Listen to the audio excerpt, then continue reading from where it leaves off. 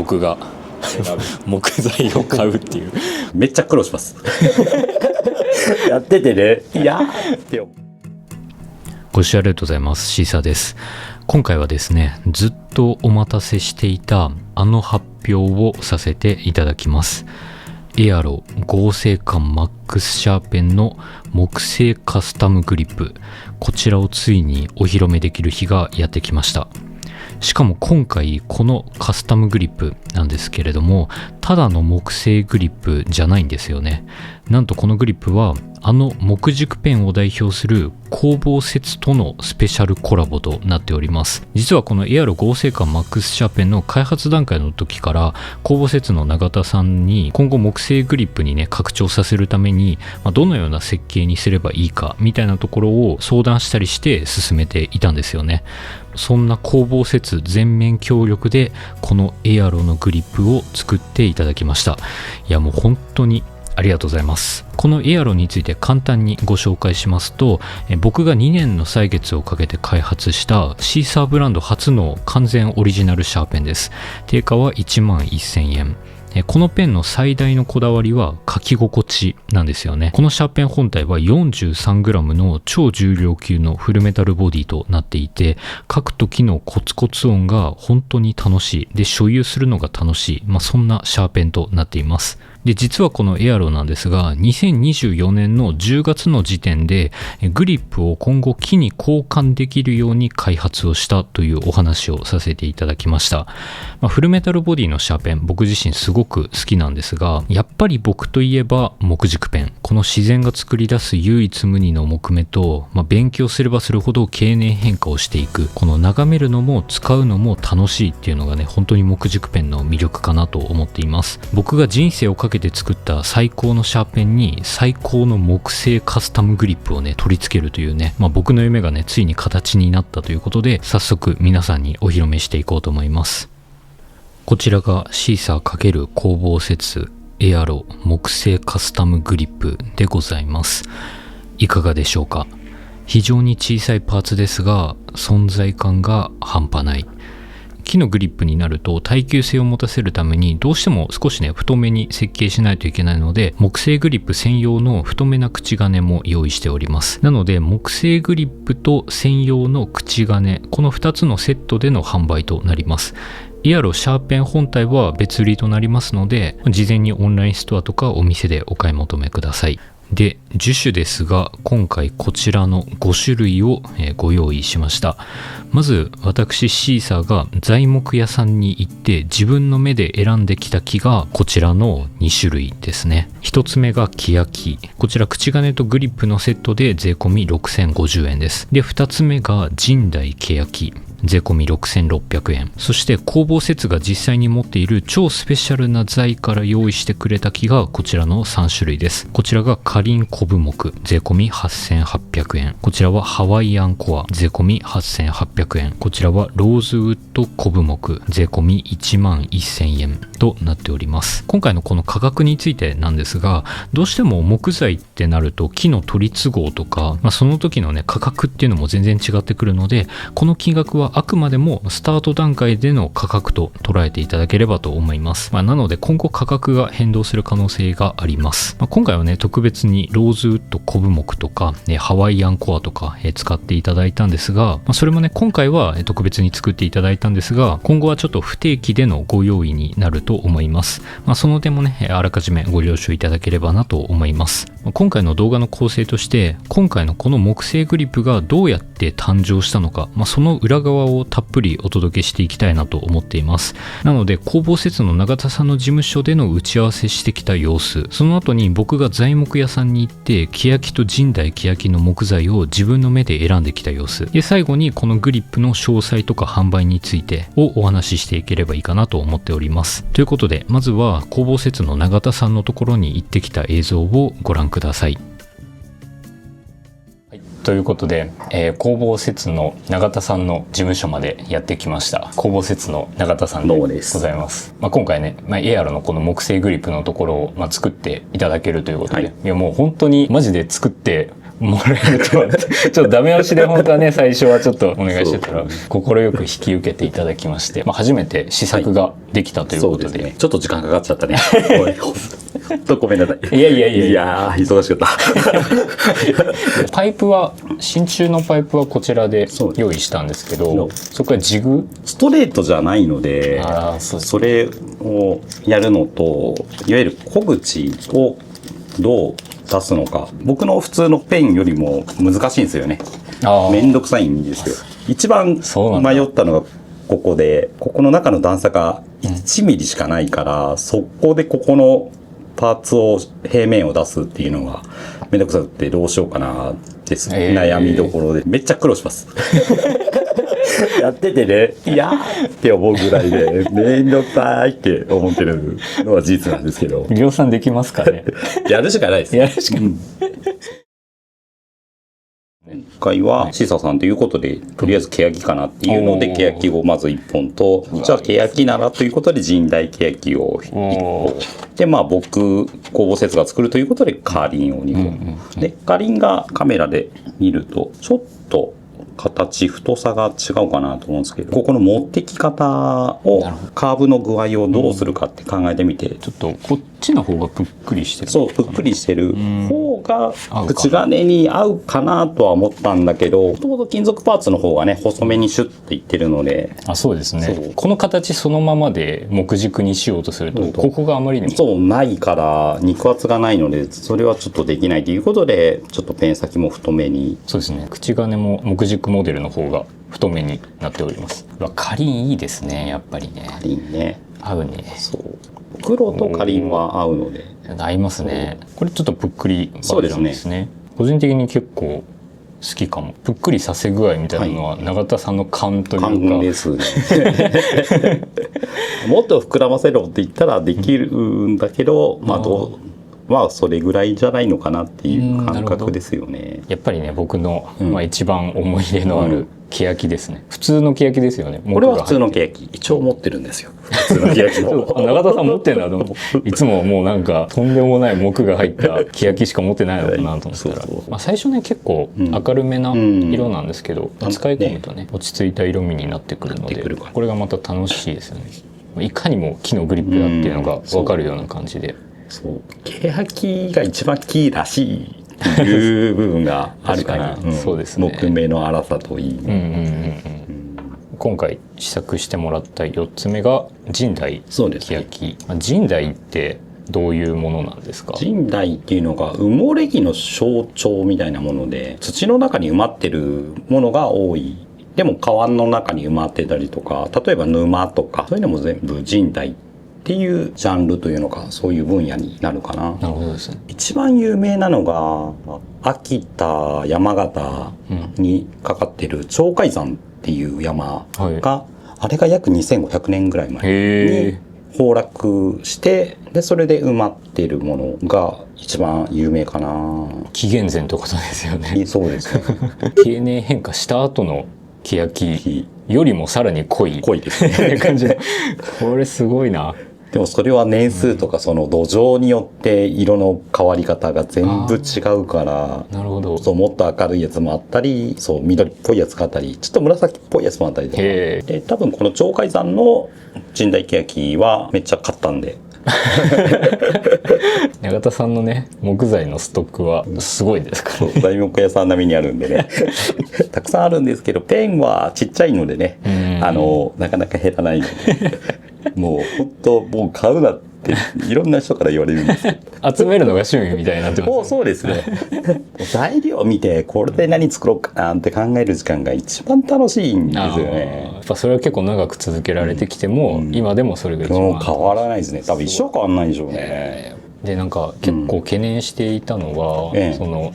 木なので、こっちの金属グリップと比べるとどうしても軽いんですよね。なのでつけると、どうしてもグリップが軽くなるから、重心がねこうやって上に行っちゃって、ちょっとねうやって書きにくくなっちゃうかなっていう懸念をずっとしてたんですけど、それがね意外と大丈夫だなっていうのがやっぱりここの口金自体のそう大きくなったからそこだけでも少し重たくなったかなと思うので、確かに、もちろんエアロってもともとかなり重たいシャーペンなので、書きやすさを追い求めたシャーペンではなくて、この重量感からくる、合成感だったり書き心地が楽しいっていうシャーペンなので、エアロのこの重さの良さもしっかりと生かしつつ、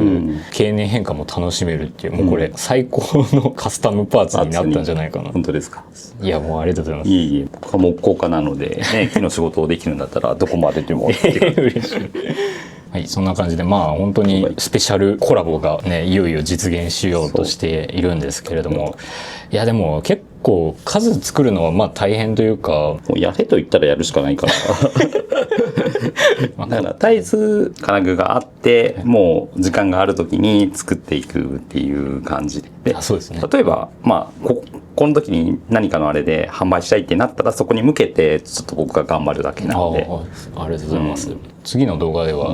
木を何にするかみたいなところを、材木屋さん行ってこの1枚の板をガンって買って、でそれを永田さんにお渡しして作ってもらうって方がなんかやりがいがあるっていうか、それもありだし、かりんとかはね買わなくてももううちの在庫からいくらでもできるし本日はありがとうございました。ありがとうございます。はい、永田さんのところでの打ち合わせでした。このグリップがね、本当にかなり特殊な構造のせいで結構苦労があったんですけれども、永田さんだからこそ実現できた形になったんじゃないかなと思います。で、次はですね、このグリップを使うこの木をですね、材木屋さんに行って選びに行ってきました。ぜひそれをご覧ください。ありがとうございます。シーサーです。今日はですね、桜井名木店さんの方にやってきましたということで、桜井さんです。よろしくお願いします。ありがとうございます。桜井さんは今回動画では初めて一緒に撮らせてもらうんですけど、前シーサーの木軸ペン図鑑の方でちょっと取材でご協力をしていただいたり、こちらこそありがとうございました。あとは自分の作業机一枚板のトチの木のテーブルも実は桜井さんのところで作らせてもらって、めっちゃ気に入って使っててありがとうございます。でもうすごいね、材木の種類がもうとんでもなくあるんですけれどどんだけの時間をかけたらこんなにたくさんの種類になっていくんですか？これはですね、もう本当に私今5代目なんですけれど、やっぱりいきなり増えたというよりも、やっぱりずっとその長い間で、例えばちょっとお金に余裕があるとか、そういう時にいろいろ集めてっていうのもちょっとずつ繰り返した結果みたいな感じです。すごいですね。基本的には市場から買ってみたいな感じですか？市場、全国の市場で仕入れてくるのが主で、最近はただ皆さん例えばうちの父の代のお客様とかも年を取られて、でやはり財を手放したいっていう話が最近数年は結構多くてですね、そういうのでちょっとイレギュラー的に市場介さずに直接取引して入るっていうことも最近は増えてます。そうなんですね。基本的にはテーブルになることが多いんですか、ここの材たちは？テーブルはどちらかというとうちはごく少量で、どちらかというと木で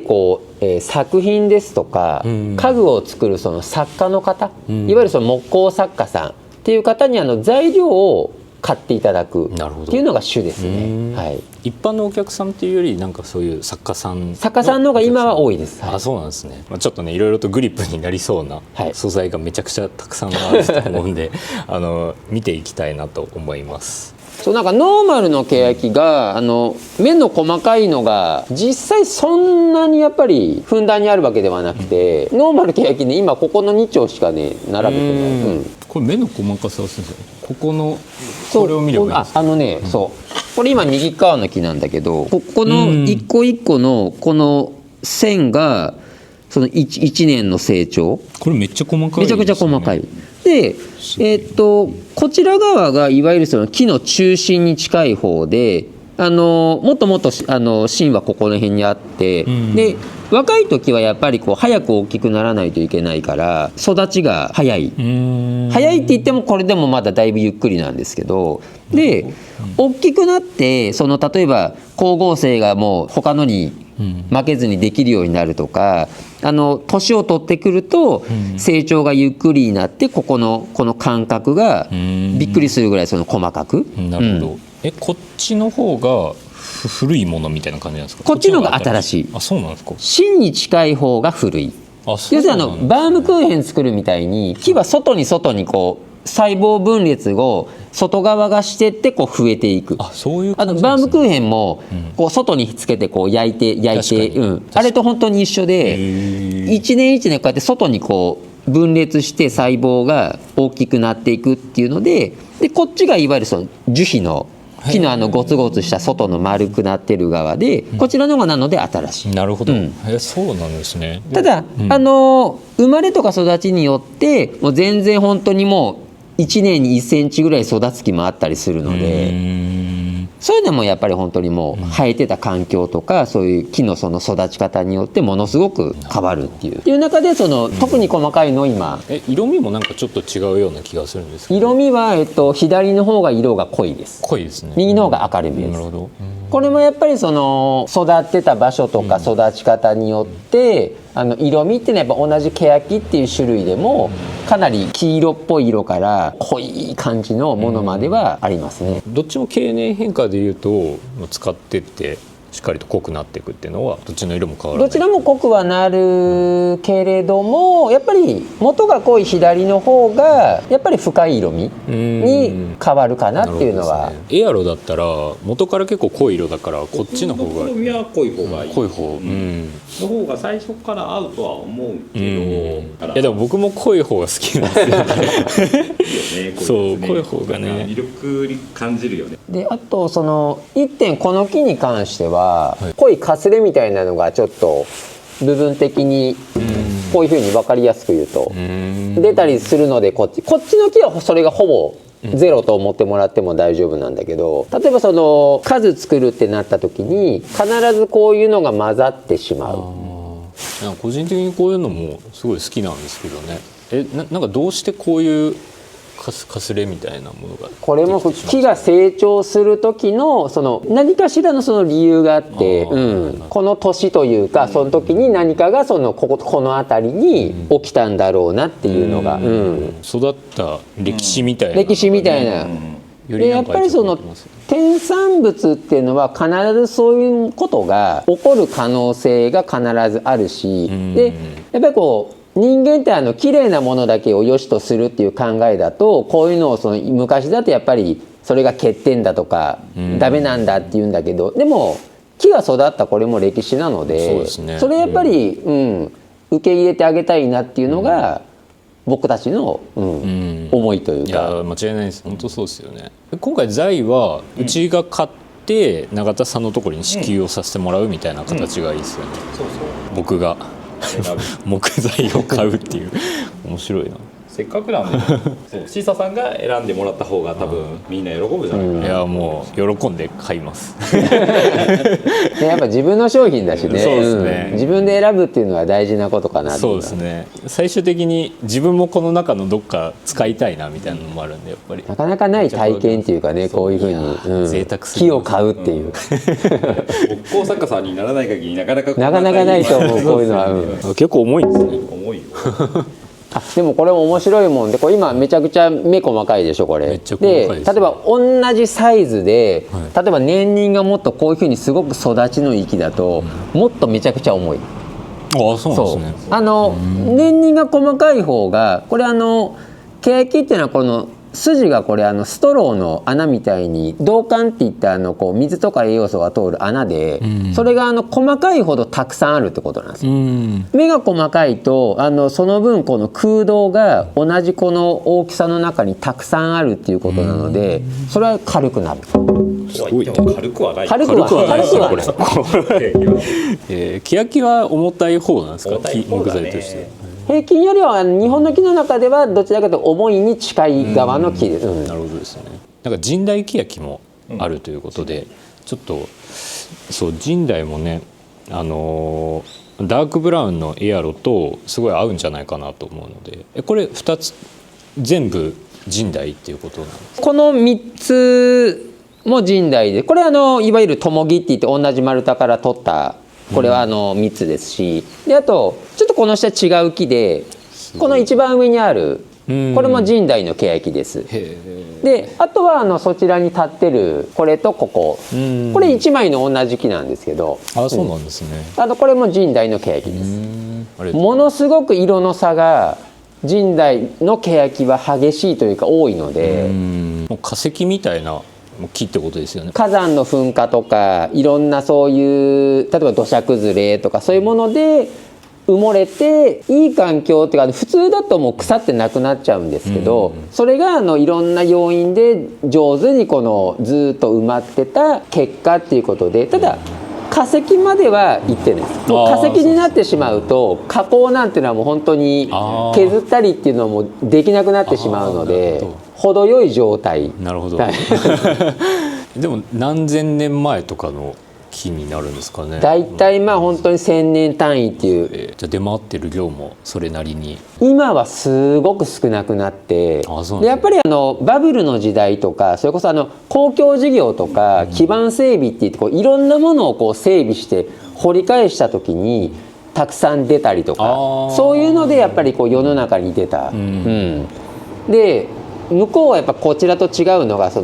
畑とか田んぼ持ってる人にお金払ってここ掘らせてくれって言って掘って出てきたやつをもらうというか買うっていうのが向こうはあるぐらいものがあったっていうふうに。そうこちらではそんなことありえない。この辺ではね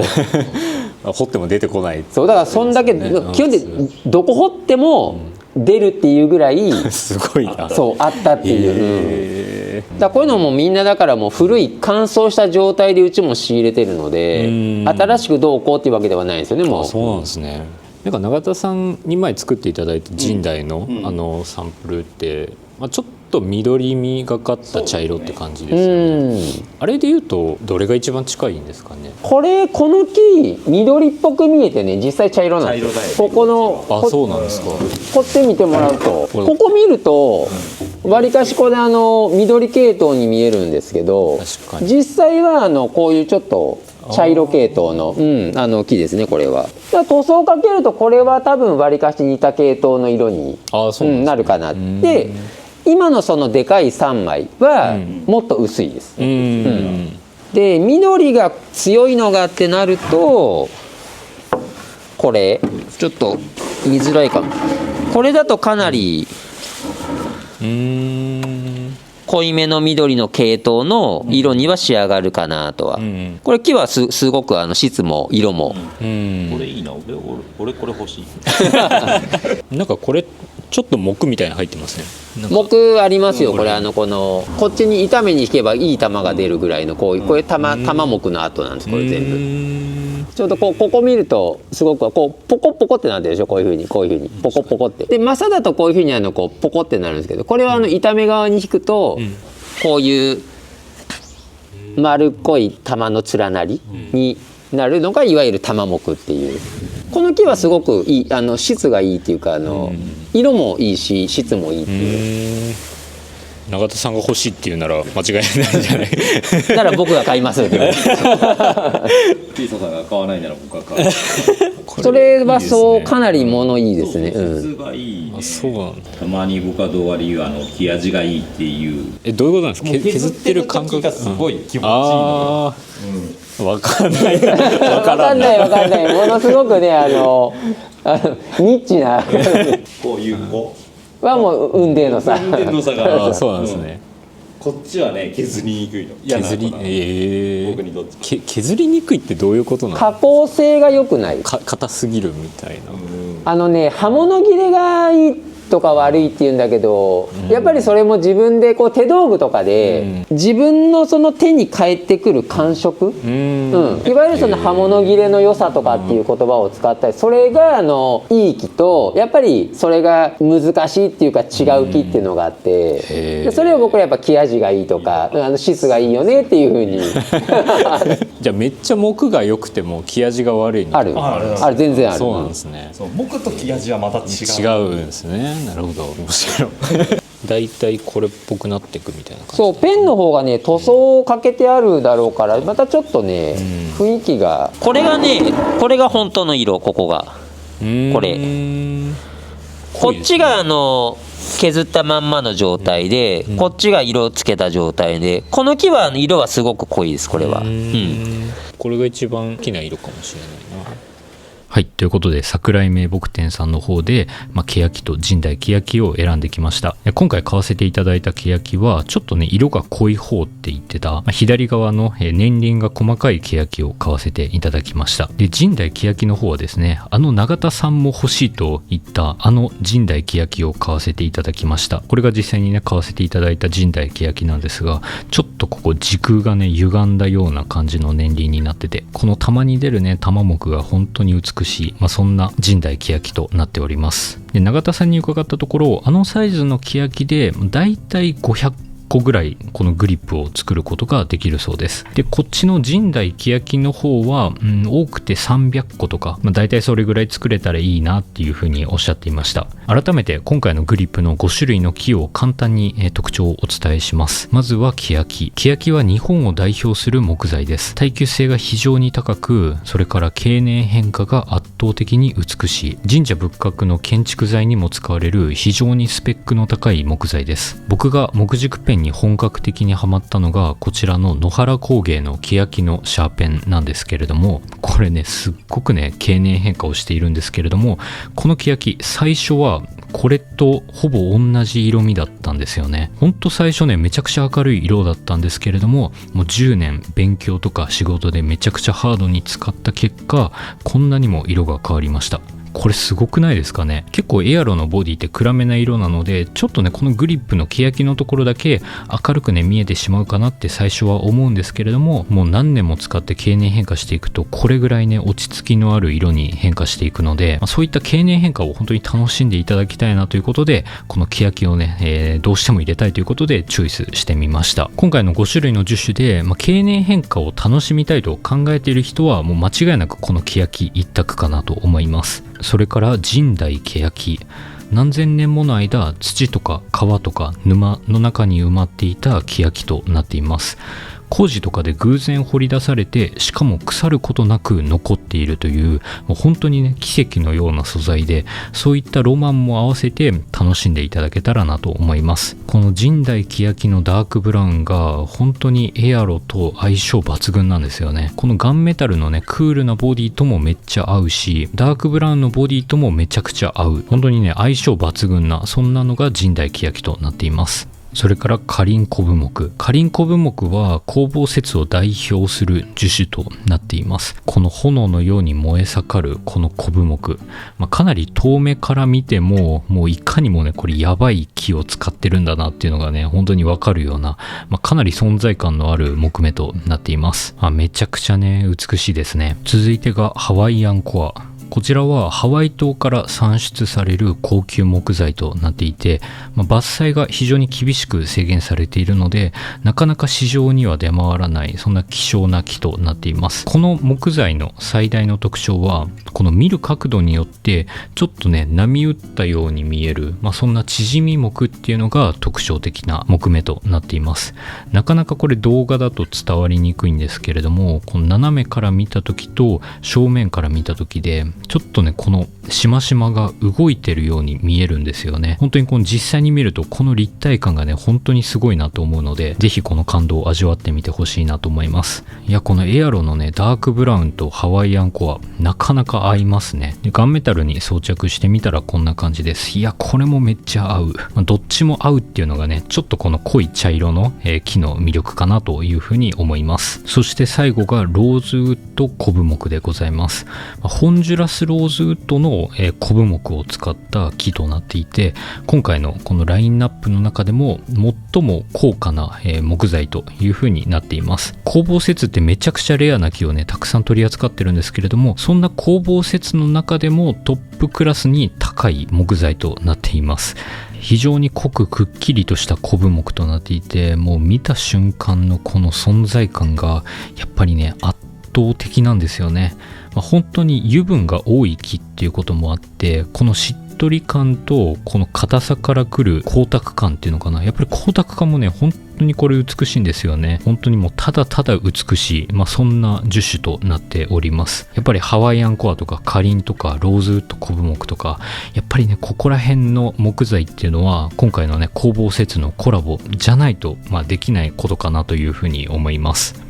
ちなみにこの木製グリップを装着した時、重さは 35g 前後で、重心の位置は先端から 74mm となります。ノーマルの金属グリップと比べると約 8g 軽くなって、で重心の位置が 4mm ほど後ろにずれたという形になります。少し高重心かなという感じはするんですけれども、実際に書いてみて不快なほど高重心っていう感じではなかったです。すごい細かいこだわりなんですが、やっぱり木のペンを使うってことは、自分のお気に入りの木目をやっぱり正面に持っていきたいっていうところもあるので、グリップをこのように90度ごとに回転できるようにしております。軸は正方形の形で切削をしてて、でグリップのところはねその90度ごとに溝をこのように設けているんですよね。なので90度ごとにね好きな向きに変えることができるので、ぜひ自分のお気に入りの向きで装着して使っていただけたらなと思います。